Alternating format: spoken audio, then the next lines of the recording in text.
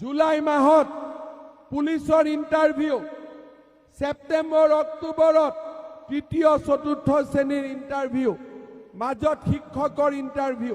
ৰাইজ, মই আজি বিহুৰ দিনা আকৌ এটা ভাল খবৰ দিছো। ইলেকশ্যন হৈ যাব আৰু 50,000 চাকৰি আমি 2024 চনৰ ভিতৰত দিম। আৰু 50,000 চাকৰি। 1 লাখৰ প্ৰতিশ্ৰুতি আছিল, 1 লাখ হৈ গ'ল। এতিয়া আৰু 50,000। জুলাই মাহত পুলিচৰ ইণ্টাৰভিউ, ছেপ্টেম্বৰ অক্টোবৰত তৃতীয় চতুৰ্থ শ্ৰেণীৰ ইণ্টাৰভিউ, মাজত শিক্ষকৰ ইণ্টাৰভিউ। আৰু 50,000 চাকৰি দিম। মই মোৰ ভাগিনসকলক, মোৰ ভাইটিসকলক মই কম, পঢ়া শুনা কৰ।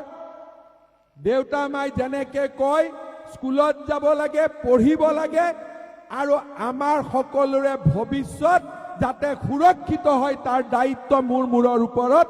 সেই দায়িত্ব আমি পালন কৰিম।